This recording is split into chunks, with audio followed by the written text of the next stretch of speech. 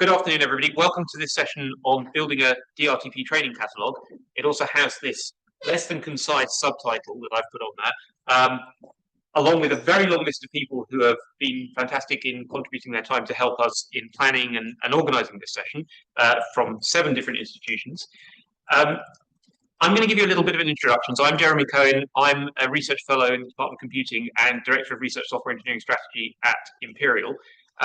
And I'm leading a project called Step Up, which I'll say something very briefly about in a minute, which has been doing some work around trying to understand the kind of training landscape for people in the digital research technical professionals community. And by that, we mean people who work with research software, research data, and research computing infrastructure.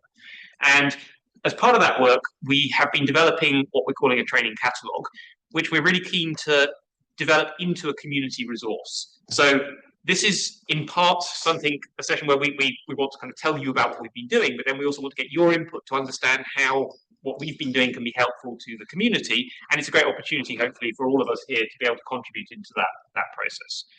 So I'm going to move on to the next one. Here it is. So before I go into any more details, I will very briefly introduce you. I do apologise for anybody who's in the session that I was in this morning, where I also introduced Step Up. But just to say very quickly, this is a regional community project. So it's a strategic technical platform that's focusing on developing the space for dRTPs around the London region, but also then to try and get some outputs that we can take to the national and potentially international community. So as a project, we are 4 partners: Imperial, UCL, King's, and University of Westminster. We are a 4-year project. We have a range of external partners who are working with us. And there are several aspects within this project. I won't go into detail here because they're not all relevant to this session, but obviously the key point here is the training aspect. So within the training part of the project, we are working to both understand what training people need, but also to deliver training to people, and then to try and kind of grow this community around the whole dRTP space, so beyond just the software people, but also to include the data and infrastructure people, to be able to give them access to skills and then to support developing career opportunities from that kind of starting point of giving people the skills that they need to actually to develop a career in the dRTP space. So the training landscape that we are focusing on, we know that in the RSE space there is already a lot of training material out there, and as the RSE space has grown over the last kind of 10 plus years, so much training material has appeared. But do we really know about all of that training material? Do we know what's the right material, what exists, who it's supporting, and so on? And so that's a question I think that we're asking at one level, but we know that many people in the RSE space can find, at least at the basic level, the training that they need. But what about the rest of the dRTP space? So when we look at research data and research computing infrastructure, HPC, it's a much more complex picture because these are different communities that have often developed in different spaces. People have come through different routes. And certainly from my perspective, I come from a research software background, a computer science background, and I have much less awareness of what's happening in the data and infrastructure space. And we do have people in our project who do know about that space far better than I do. But it's still a challenging activity to try and work out where these different training opportunities, where the materials are. So we are looking at how we can grow the landscape around training, but doing that by trying to understand the space, to try and address the challenges that come up, and also to find the gaps. So try and find out where there isn't training material at the moment. Where are the things that don't exist? How can we, where we feel that's necessary, address that, build new materials, and then feed that into activities to develop the career pathways. Because obviously there's no point upskilling people if there's no career for them to go on to once they've got the skills to do work. So what are we going to do this afternoon? So I'm going to go through just a little bit more about the training catalogue and the work we've been doing around training as part of this introduction. Then we're going to hear from 2 of our co-session organisers who are representing 2 particular training providers. So we're going to hear from Toby, who's going to talk about carpentry briefly, and then Samantha, who will talk about code refinery. Then we're going to move on to an interactive activity. So this will be an opportunity for you to look at the ideas that we thought about around building this catalogue and try and help us to understand how we can visualise that catalogue, how we can make the content available to the community in a way that's useful. And as you'll see once I start talking about this, what we have at the moment is something that is there's data, but there's not a way to present that data to the community. So what we want to understand is how we can do that effectively. So Sam Ahern will do the introduction to that session, and we'll be running the interactive part of it, and we'll have about 30 minutes for that. And then we will have some time to have a bit of a kind of group discussion and a report back. So it's an opportunity for the people working here and online in groups to be able to report back to us on what you think are the key aspects of what we're trying to achieve, how you think that this could be something that can become a resource that's useful for you and your teams and your collaborators, and also how we can make this into something which can be taken to the wider community, how it can become a sustainable community resource. Because as a project, we have funding obviously for a period of time, but as we've seen with activities such as the direct framework that's been developing competencies around research software training, this only works well when there is a community engagement and when there is a community that supports it. So that's something that we, I think, see this as a kind of longer term route for this material. So I'm going to come on now to look at kind of the training space within Step Up. So I've mentioned that we're trying to represent this full dRTP space, software data and computing infrastructure. But we're also trying to do that across all skill levels, beginner, intermediate, and advanced. And of course, this is a huge space. There's a huge amount of materials required to cover all of these areas. And we are very aware that we cannot run a training program in terms of delivering training that covers all of these areas at all of these skill levels. And that's not what we've set out to do. But what we have set out to do is to try and understand what the space looks like and then understand where people need training in that space. So we know that there's a lot of demand for basic training at the beginner level. We especially know that in the software area, but we are also looking at what that basic demand is around data and HPC or computing infrastructure. But then what happens when you go to the higher levels? How do people get access to intermediate or advanced level skills? Do different training methods work better at different levels? What are people doing at the moment? Do people actually know what they do at these levels? Sometimes it's just a case that you work in a role for many years and you build up your skills on the job in a very ad hoc manner. And while that tends to work, it's not something that is sustainable as we grow the community, because we need more direct ways to deliver those skills into the community than people spending maybe 10 years developing a skill set in an ad hoc manner. So we want to know what's out there, we want to know what's missing, and we want to find a way to do that effectively. And so as part of the work in the Step Up project, one of our project team members suggested that we use this kind of 3x3 grid model. It's a very simplistic model, but it's quite a nice way to represent the challenge that we're trying to address, which is to kind of fill this grid with materials that we know exist. And so we started out by kind of looking at the different squares and the different cells in the grid and asking what do we know about, and the answer is we know about the beginner RSE space quite well. There's a lot of materials out there, and we could kind of go and reel off a set of different providers and training course materials that we can use, and we can start filling that one out. But then it gets a little bit more complicated, and we know that there is now the intermediate research software carpentries materials that have been taught. They're developing the stuff that's there, the stuff that's not there. There's all sorts of things that can be done to grow that. And there's a question of whether, where does intermediate is in itself a big space. So there's I think, some debate around what fits into that cell. And then when we get to the advanced level, I think we're really getting to the point where we realize that there's stuff missing, both in terms of our knowledge about what happens at that level and in terms of materials themselves. And that then follows on to the other areas of data and infrastructure. And research data particularly is an interesting one, because I think, in the RSE community, obviously our focus is on software, but many or even most of us will work with data in different ways.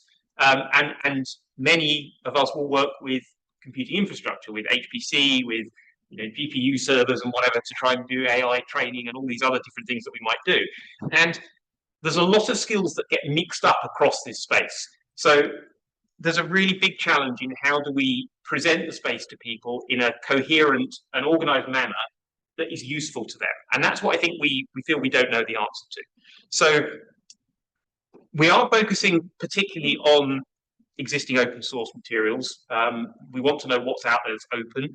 But of course, if you know of training material that is not open and you feel it's useful to the community, then we're interested to find out what's there and what we can do to either bring that to the community or to produce our own material that is open, that covers similar topics. We clearly want to identify where there are gaps, where is the stuff that is missing here, and what opportunities are there to support the community in providing new training materials that people can't currently access that they want to. So that's the kind of the grid itself. I'm going to slightly move to one side for a minute and look at this idea of pathways, because this is something we're not going to talk about in great detail today, but it's, I think, a very important part of this picture. Because once you know what skills there are, once you know what training materials there are, once you know what skills there are through the kind of competency frameworks that have been developed, how do you put those together to get you from a particular space that you're at to a particular space that you want to get to?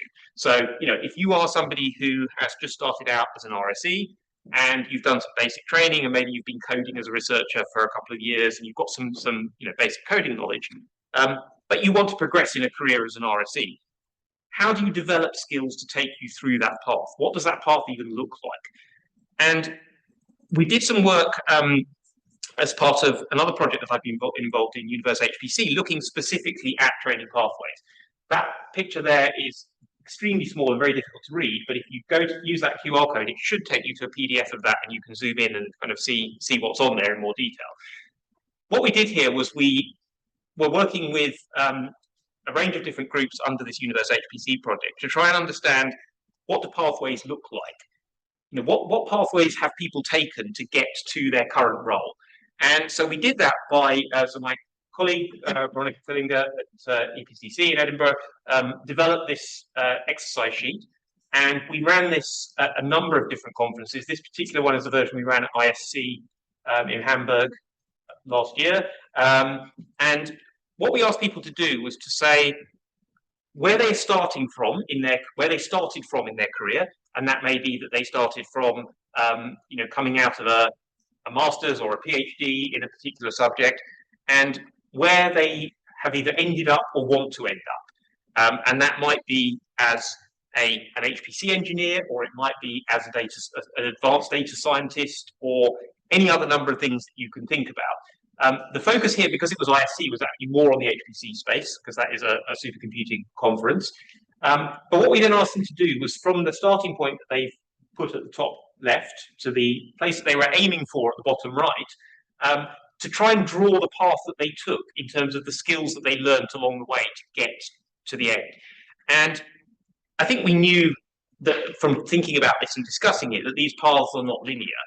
But what we didn't know was just how complicated they can get. And the answer is they can get extremely complicated. So we got some fantastic sheets. So we actually had these printed out on A3 sheets, and we handed them out around the room. There were about 80 people in the room.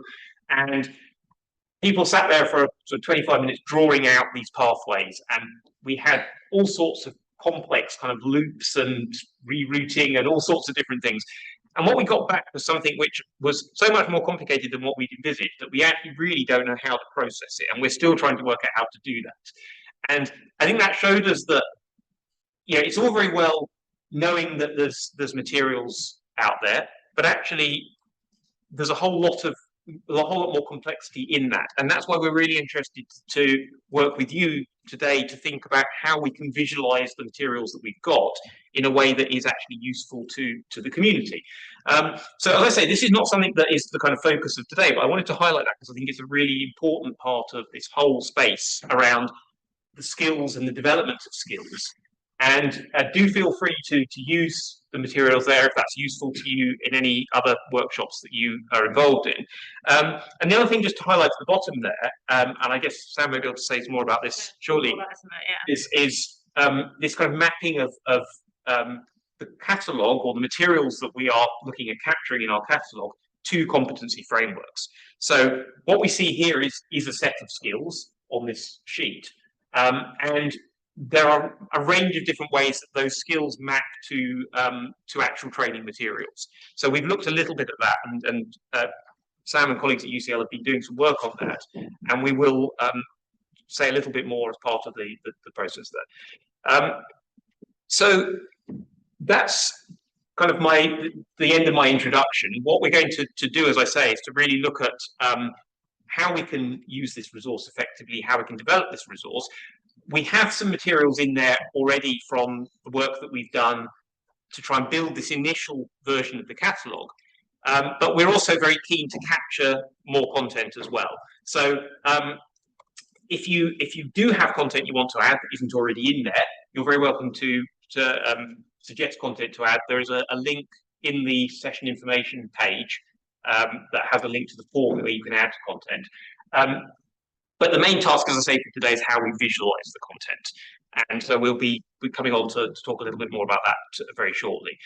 So just for now, that QR code, and it's on my final slide, so I will switch across, will take you to the information sheet for the session today. It's a Google Doc. There's a bunch of different links on there, one of which is to the catalogue itself, which currently is in the form of basically a set of data in a spreadsheet. And then there is a range of other links on there, such as the link to the form if you want to submit new materials.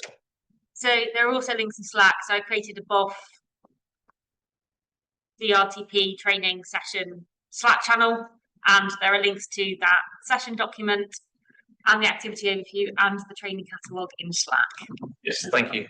Thank you, Sam. So indeed, so if you're not a fan of QR codes, or you prefer to engage with materials through a link in another location, if you're on Slack, there is a channel for the session, and you're very welcome to go and find the link in there. So that's the end of my introduction. Does anyone have any questions at this point? Are there any questions or observations before we move on to the next part of? And if anyone online has any questions, do feel free to let us know. We've got a couple of questions. I'll take Toby first, and then. To what extent do you expect that it's okay for it to be more sparsely populated, that grid at the advanced level?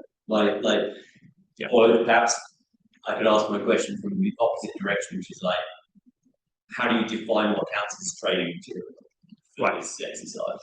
So that's a really good question, and I think we want to be as open as possible, but we know that training is clearly very different at different levels, and particularly at the advanced level, training is not generally delivered through kind of classroom courses, right? There's a lot of different routes that people take, and that may be through peer programming, peer learning, and through a range of other different. I would argue that in the catalogue it is more explicit things like a self-paced online course or things like the Carpentries material that we know about. On that advanced level, there are things that we know that are in the incubator that may fall into that part of that. I think it's just that we don't know yet, and we will have our own lack of awareness of things, which is kind of why there may be things that the community know of that we aren't aware of, but we know that is probably where there is a need. So we know from the infrastructure side of things that there isn't that much. I know that from talking to infrastructure colleagues. The data landscape is much more complicated because they fall under multiple umbrellas. There's lots of library stuff versus data carpentry stuff versus much more advanced data governance stuff that all falls into that bucket. So it becomes confusing because one is advanced in one area, maybe beginner in another, depending on what lens you're looking at as well. Nick. Is the Step Up project, is this training catalog geared towards training of RSEs or training of skills that RSEs should also know? What we find a lot in introductory courses is that we're teaching a lot of research computational skills, but their goals are not to become RSEs, their goals are to do their research. And we have to tailor our training differently than people. We had no end of debate around this and what counts as a dRTP. So we think the stuff that is in the beginner space is exactly what you're talking about. The minute we start to get into the intermediate and advanced space, that then becomes much more of us. And maybe those more senior people in the lab. So I will show you kind of what we've done, and I will talk about how that relates to the direct framework, because we want to have that relationship between the two. And then that framework is written more for us, but it still counts for the people that are in the labs. So it's messy because actually at some point they transition. And at what point is someone that lab person, or they are an RSE in our sense? And we couldn't answer that. We got into all kinds of debates over who counts. I think just to very quickly add, before we take the next question, I think we're very, very much aware that this is, in this space, there are a lot of people in different roles who are wanting the skills in this space and who are using the skills. And so it isn't just RSEs and research data engineers and HPC engineers, it is largely researchers as well. And so we're very, very aware that this is something which is supposed to be open to anybody who wants the skills. It's not just RSE focused, but how we do that effectively is a question. I just asked because here's the goals. Yeah. That I guess you'll make a lot of decisions on curation. Yes. Yeah. No, that's a really good point. Thank you for that. Nick Haver. Could you just give a reminder of what the Slack channel is we're getting? Yes. Do you have My phone is in my pocket. I'm It starts with BOF, Well, and there's dRTP in there. minus building, minus A, minus dRTP. hopefully from there. You can just take these. Put it on in the chat if anyone can see. It's a little bit small, but I think that's correct. Yeah. I guess I'm hearing you say about having useful ways for people to interact with this information. Do you have like service designers who are actually thinking about workflows included in the project? Do you have maybe social scientists that can work and do usability studies? Because it's not obvious. Not yet, and we're hoping that you will do some of that for us this afternoon. Yeah. No, I think that's a really good point, because we are broadly a project of people who are in the technical space, but we have a lot of connections with people in other areas looking at this kind of stuff. While we don't have anybody formally in the project, we have a lot of contacts, and I think it's something we need to explore as we expand this aspect. Or I might just tap up our web dev team that have UI and UX people. Yeah. Bill. Do you have, to what extent have you been looking at efforts in other countries? For example, in Australia, Canada, and the Netherlands, there's various similar approaches going on with catalogues already existing. Yeah. Some of which I could talk more about. Not yet, but if you can point us to them, we will cross-reference them and add them. Use the Google form or the Slack channel? Either.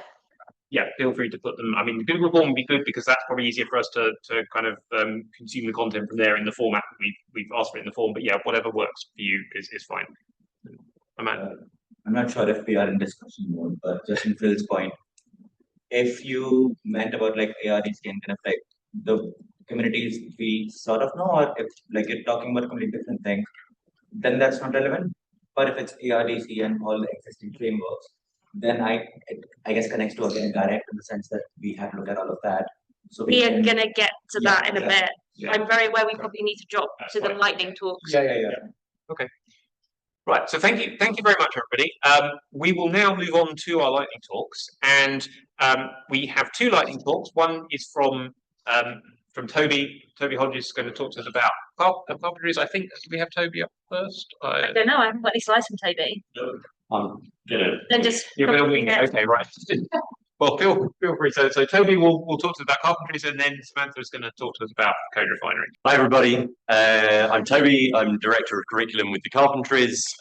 Carpentries, as in the organisation that I'm employed by, is a non-profit based in the US. But what the Carpentries really is a really large community of cool people, many of whom are in the room here today, teaching workshops to people, generally in kind of novice level software and data skills, and particularly in the context of research, but also teaching people how to teach those workshops effectively, teaching people how to design lessons to be taught in those workshops, and then, and this is the point that I really wanted to get to as quickly as possible, there's a really large portion of the community these days who are developing their own lessons, and we host this space that we call the Carpentries Incubator, where we hope we can help them do that effectively.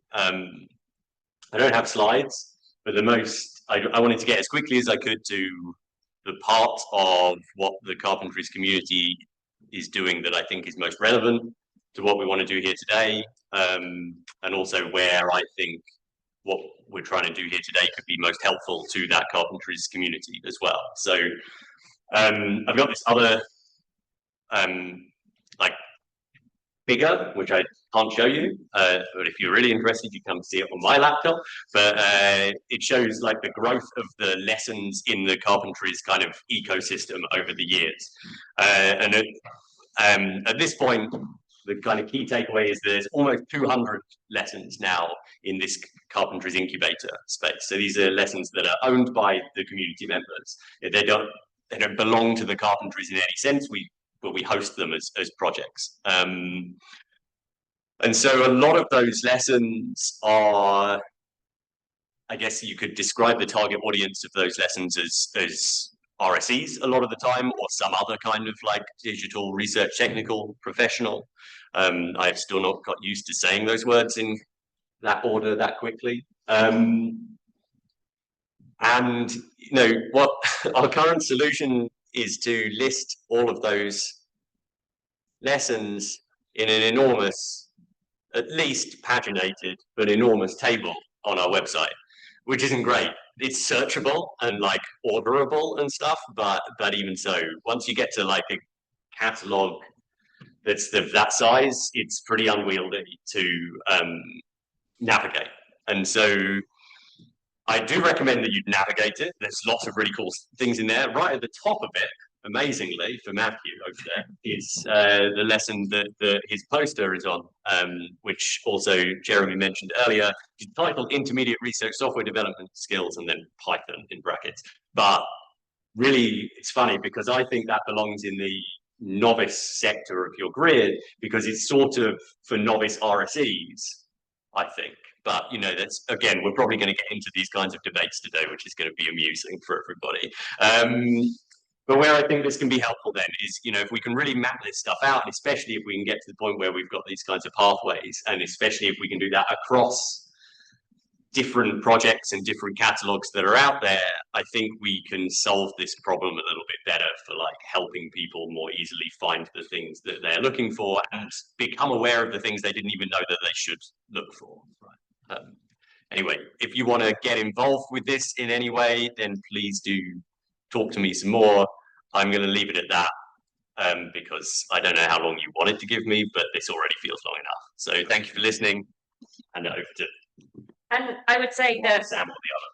yeah. You want me to talk for longer? No, I'm just going to say that actually the Lesson Programs Governance Committee did scan this, and we did identify a whole bunch of things that we really liked, and we wanted to move through to the lab, and some stuff already is. So the company's governance look at this, and we might be tapping you up to kind of nudge it over the line a little bit. I actually stopped doing my job for a little bit on that governance side of things, which is why I haven't been annoying people about it, but I will be. Samantha. Hello, everyone. My name is Samantha. I come from Finland. I work at the CSC IT Center for Science there, and nowadays leading the code refinery project. And I'm going to tell you a bit more about this. Yes, so Code Refinery is a project. It's a partnership, or also we sometimes call it now a training collaborative of 9 universities and infrastructure providers, all currently located in the Nordics, and that is maybe historical because it was originally funded by the Nordic Infrastructure Collaboration.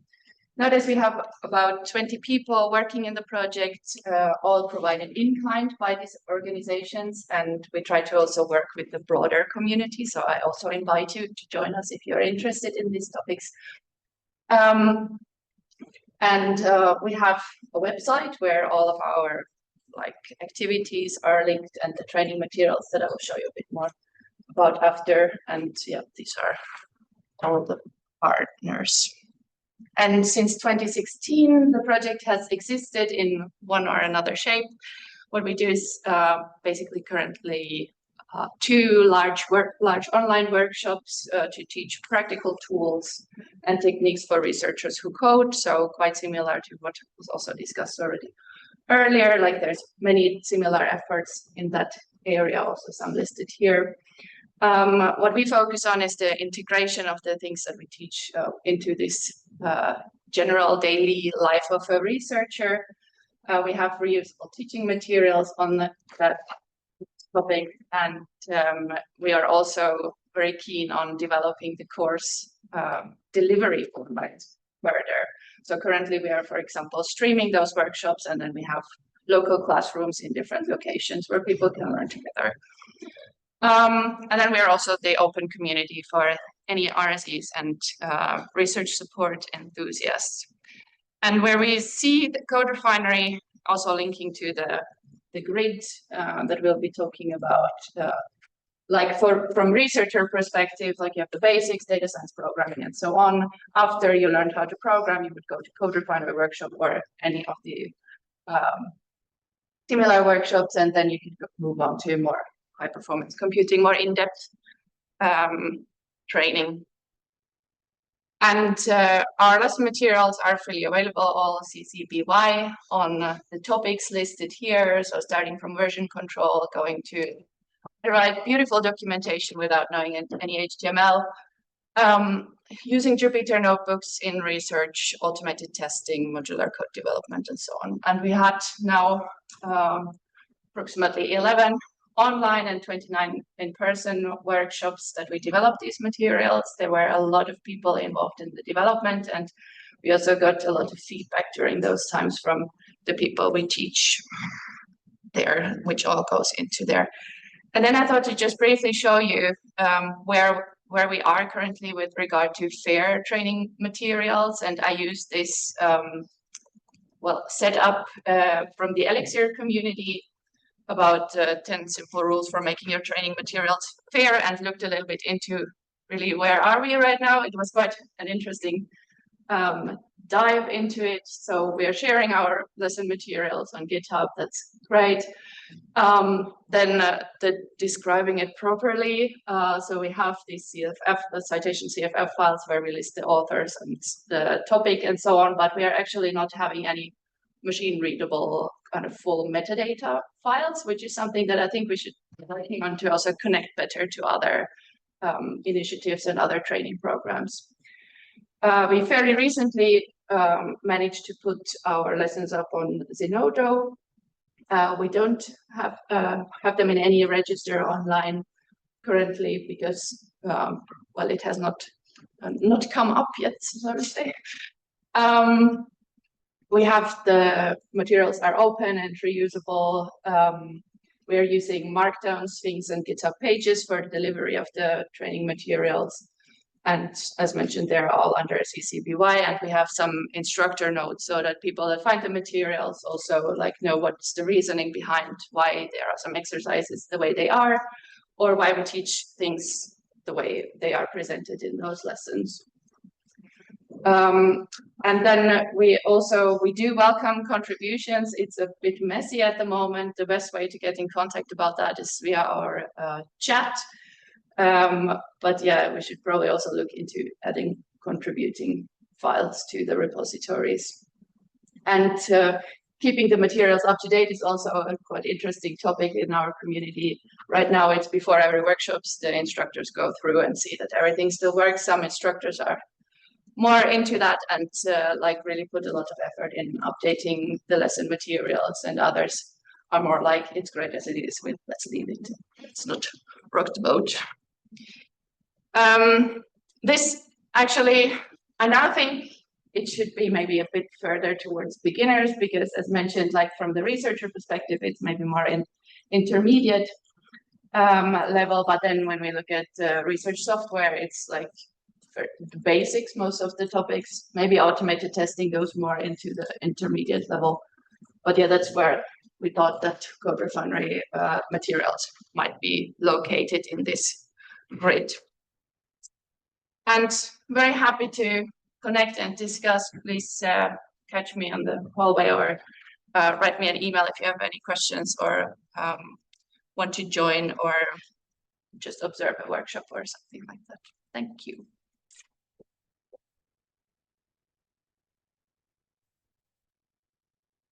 So quickly, what questions do you have for Samantha?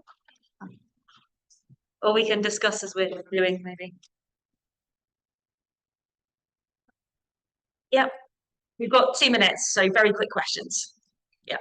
Cool. Oh, God, I don't know how to phrase it. And then never mind. Okay, I'll go. I think this also applies to a bit Toby as well with the carpentries, but I mean, I guess is an acceptable or a good outcome that this dTRP effort kind of provides a better navigable catalog to both code refinery resources and carpentries, and I mean I suppose any open resources. Is that sort of the direction of travel that you see and want? I think that would be really great to connect better, like also for learners to know, like, okay, I have now done this carpentries workshop, what comes next? And then there's your workshop coming up, there's our materials coming up, and then connecting also to further learning. So I think that would be really great if this learning path can be fleshed out more. Yeah. So, because there is quite an overlap between certain materials. One of the challenges with creating a nice centralized platform is creating good learning paths that are kind of consistent. And oftentimes that means sometimes heavily modifying existing materials, which does create duplication, and it makes things messy in terms of credit. I think the Uber talk was a great example of how like you start breaking things down and creating these paths and doing all this, and you can get pretty granular with this approach. Do you guys have some? I'm very curious on your thoughts about the ideas between the separation between lesson repositories and portals for those lessons. Can we? It doesn't seem as separated as. Hold that thought so that we can get into the interactive activity, because that's exactly what we're going to get into in there. In which case, thank you, and have a go with some other. I'm very going to ask.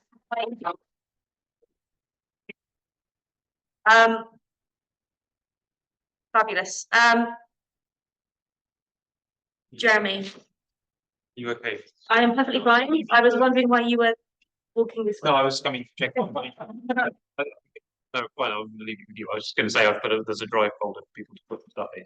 We can also get them to share in Slack if it's easier. Okay, right. Yeah. I'll leave it with you. Okay, thank you. Right, we have 50 minutes. We have a 30-minute activity and we need to have time for feedback. I also need to run away before you give most of your feedback because I need to be in the AGM prep. So timing for this. Thank you, schedulers. I love you all, but it could have been slightly better. Okay, so we have talked an awful lot about this idea of this training catalogue. And some of what you're saying is in there. So yes, we have, and I will talk to the one computer, and you have a link to this. We have a ginormous list of things that we found that we have tried to map to data to. The three categories, the RTP category, the level we thought it might be, who's done it, what it is, the URL. Okay, so we've tried to kind of record this, and we know this probably isn't the most sustainable list or way of representing data.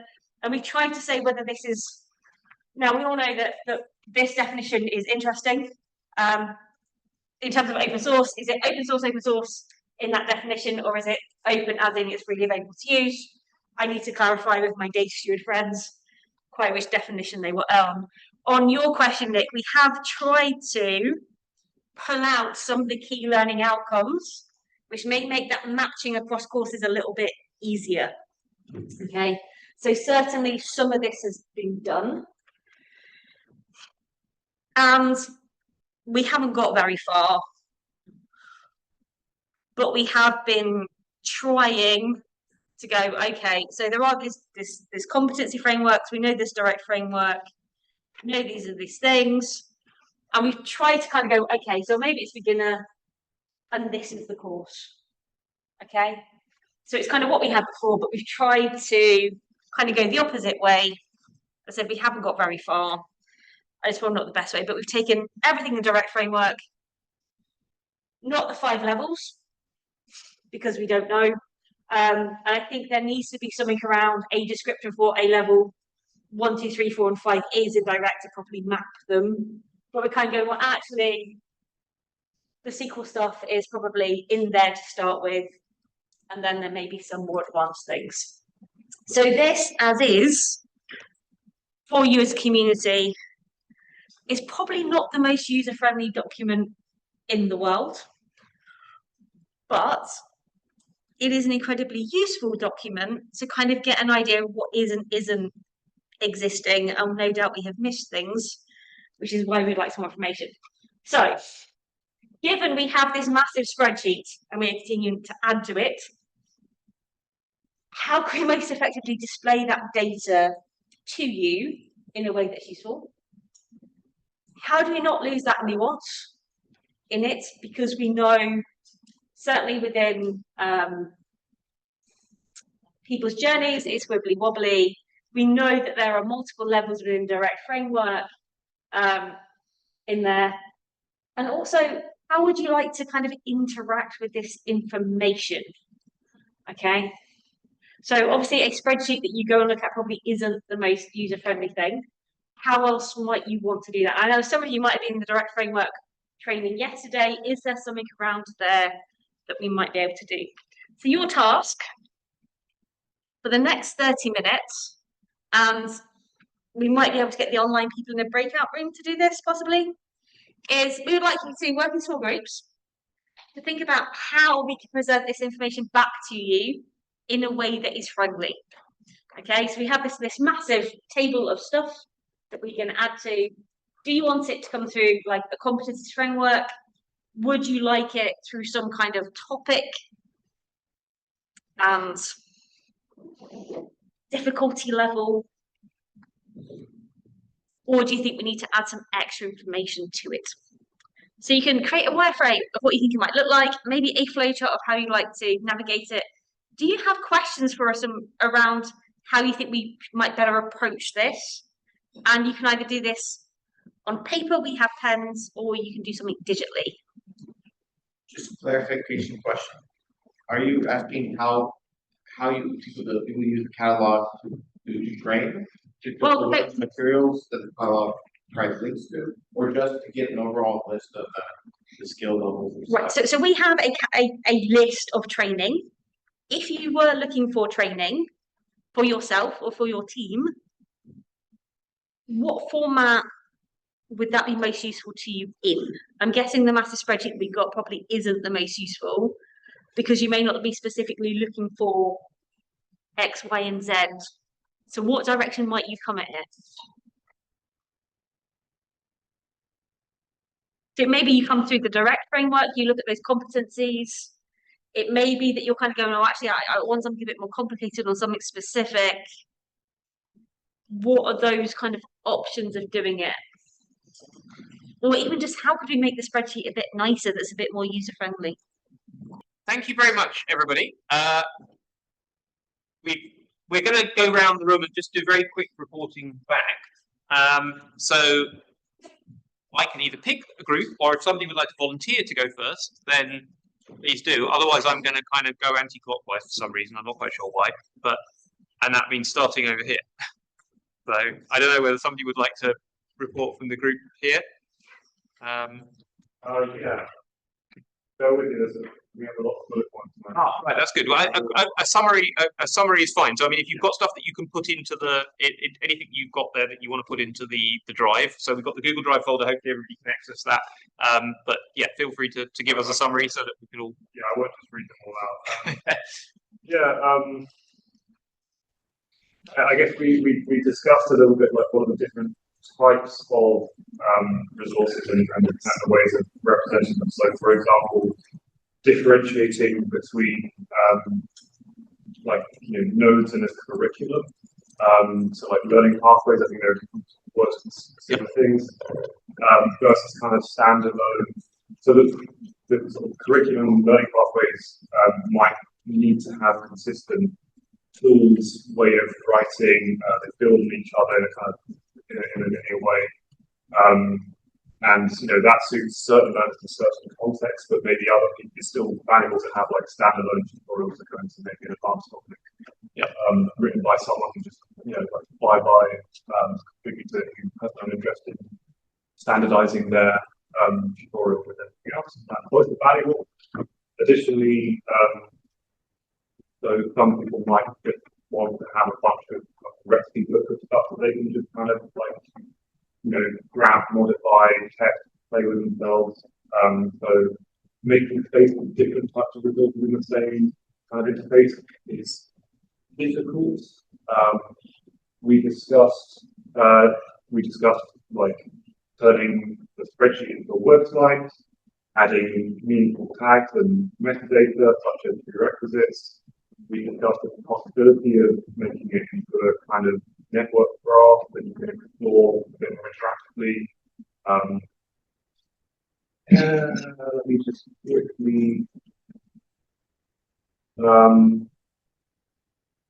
And yeah, I guess so. Learning pathways oriented around goals, not just subjects. So maybe your goal is project management, and like getting some tutorial helping towards that goal rather than, yeah, I guess that is not just the subject.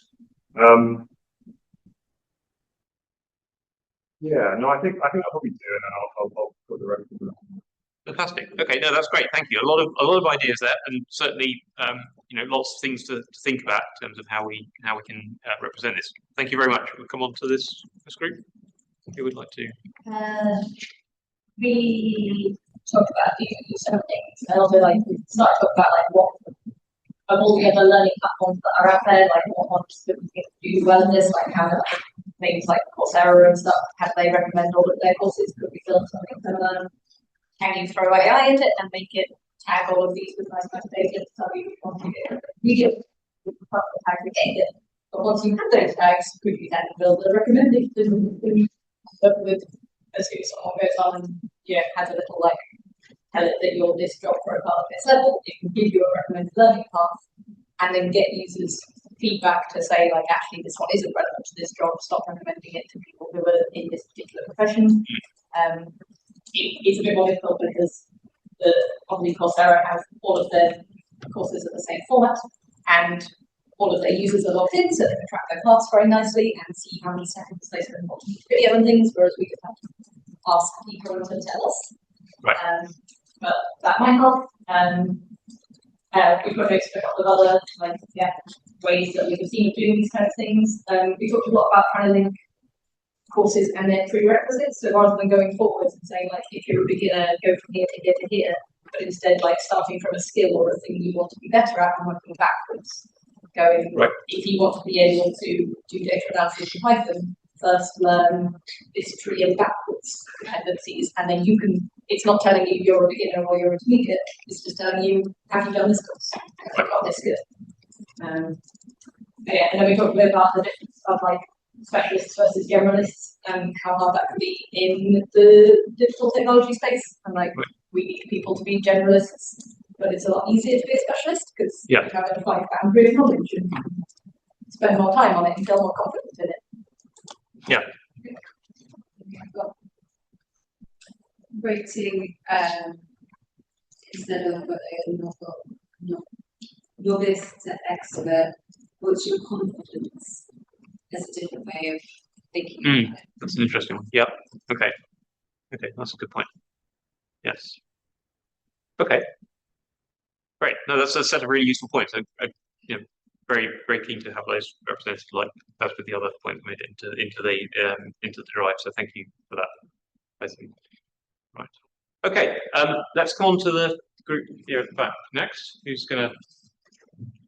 Dimitri, you're gonna. Okay, so we had some use cases. The first one we put is more skills orientated. So we'd like to search the table by say a keyword, maybe on a language. So if you want to search, say something like Python, and then also filter that by the level as well. And then get some quick results, recommendations, most relevant first, and show the learning outcomes next to it, that sort of thing. The second use case was, I guess, more direct framework related. It was a profile oriented. So you would start by entering relevant profile information. So this could be things like whether you prefer online, in person, video-based tutorials, short courses, long format courses. So there might be some extra things that we could put in the spreadsheet about each course, and then based on what you put as your preferences, it could tailor the recommendations to fit your profile. And then building on that, our third use case was sort of an enhanced profile, so that, but also what skills do you aspire to have, or what role do you aspire to have, and then recommendations on that as well. And we put down here desirable if the information was visual in form, and but also textual, so sort of multiple ways to access it depending on what you prefer. Possibility of people rating the training, because we noticed that there were some of them had like 3 different options, so you need some way perhaps of saying this is I don't know, biology tailored one, or this is the most highly rated version. And then specific to us lovely 3 was a mechanism for contributing if you're in the civil service. Right, okay. It's quite difficult for us Yes. to participate in projects like this, even though we would love to. Right, okay, that's a really good point. Interesting. Great, all right, thank you very much. I'm going to come to this group next, but just to say very quickly that we're very keen to acknowledge and recognise the stuff that people have done here in terms of contributing to this activity. So we will, if we could put anything up from this, we will put a general acknowledgement to anybody who was part of this session. If you would like to be represented by name, and certainly if we do publish anything from this, which we don't have any specific plans at the moment, but if we do take it forward and publish anything, and you would like to have the opportunity to be named on there, please do ensure that you put the list of people on the document that you put in the drive that says who was part of it. If you would like us to be able to contact you in the event of any kind of publications where we want to be able to acknowledge people. So just to note that, we'll come to the screen. Yeah, yeah, a lot of our ideas have already been said, really, but yeah, a lot of it was based around good tagging and metadata, and people being able to click through by career path and sort of like the type of course, right? If it's an introduction to a language, or if it's some like software design concept, and that's a good way of breaking it down into, right, this is what I want to learn, these are the parts I follow. But also the good tagging gives you good keyword searches, right? If you know roughly what you want to learn, and you can just type that in and you get a list of courses that are tagged with similar topics, then yeah, you've got one table to look at. Yeah, and this kind of feels like a problem that's probably been solved before, right? So yeah, looking at what other training catalogers providers do. But yeah, like was said before, they have the advantage that those are sort of coherent, one after the other. You know, yeah, there might be some considerations with how you do that progress with training courses that maybe aren't using the same tools, or that's anything like this. No, I think that, yeah, sounds pretty good. Okay. All right, thank you very much. And last but not least, the group over here, who would like to? I think most of what we talked about has already been covered by the other groups. There was a sense, at least among some of us, that like the grid view is less than the mapping from one thing to the next. Yep. Like you can get unnecessarily bogged down in trying to define what is intermediate and what is advanced and so on, and what's more helpful information to the person who wants to really learn from these things is like how does one thing lead to the next thing. Yeah. That's either in terms of the resources themselves and or the like competencies. If you're going to try to connect up with the direct framework, which I think would be a great idea, then having that mapping between the competencies that people want to develop and things that will help them develop those competencies, that's going to be way more helpful than trying to categorize things as intermediate or advanced or whatever. Yeah, so yeah, but otherwise I think everything else is sort of good. Platforms. Oh, yeah, sorry. Yeah, so I've been talking about from a LinkedIn perspective, in terms of having a catalogue hosting thing that's got the interchange option parasite, enter the data type. I think I'll talk to you about it after. Maybe. Yeah, sure. No, I think that's Elixir certainly has come up as something which I think is something there's work going on there that we should look at. So certainly happy to chat about that afterwards. Great. Okay. Well, with that, I think we're pretty much at time. So I'd like to say a really big thank you to everyone here for coming and engaging with the session. It's really great to have your thoughts and ideas. And as I say, we are keen to ensure that we can acknowledge people for stuff that contribute into this. I'd like to thank our speakers. So Sam, who has had to head off, Samantha and Toby, thank you very much. And thanks all for getting involved. Do feel free to come and chat to me if you're interested to discuss any of this stuff in more detail, and enjoy the rest of the conference.